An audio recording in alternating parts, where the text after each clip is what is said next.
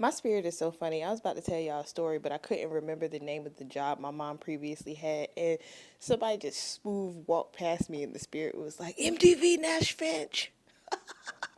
Anyway, that's it.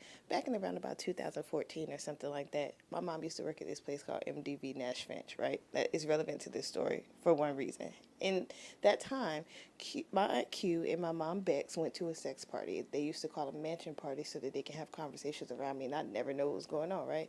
Like, oh, you going to the mansion? Oh, guess who I seen at the mansion, right? And I think there was a possible club called the Mansion here, but again, I wouldn't know. I wasn't a clubber, right? So anyway, this place was in Williamsburg. Q, Bex, and two dudes, which happened to be brothers, they all went to this mansion party together. They drove there together from Norfolk to Richmond, and they drove back, right? Um, Once they get there, Q goes into a room, has sex with her date, Peaches and Cream. As the middle of their intercourse is happening, Bex and her dude go into the same room. Why you need to do that, I'm not really sure, but I'm not a weirdo either. So, anyway, when Q gets finished and gives the dude the peaches and cream, Bex reaches over and grabs the dude's man business, puts it in her mouth, and cleans him up and says, I always wanted to play in your sandbox. Girl, fucking what? So the dude she was with was pissed off. Not that she did what she did, because he didn't mind her being nasty. He was with her because she was a whore. She's the town's favorite bike. However, he was upset that it wasn't him and that it was his brother. So he told her, you owe me. So a couple days later, she calls Q and was like, hey, dude wants to sleep with you. Girl, fucking what?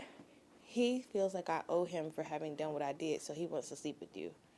So Q said no, right? That's woman number one. Woman number two was a woman who worked at the job with her named Elanita. I won't go too much more into that, but I will say it didn't end up working out, right? That's two women she offered up to him. Third woman was me. Or it could have been I could have been the first, but either way, I didn't volunteer. I didn't know anything about it. Nobody asked me. Ain't nobody told me nothing. But they did roofie me at a party, and I don't know if I actually got raped or not because that's usually what happens when you get roofied. You don't fucking remember anything. I just remember waking up at the top of the stairs in a puddle of my own vomit, and I had defecated on myself. So that kind of tells me maybe something happened in a entrance that I didn't ask for, especially right. Number four, next thing was she ended up doing it with my aunt CW, which is crazy because my mom condemned me all my childhood for being quote unquote bisexual or liking women. Next thing you know, I'm hearing stories in the street that she out here eating box and it's her sister's box or women who she's been claiming in the streets as her sister and so on and so such. Mind you, she offered four women to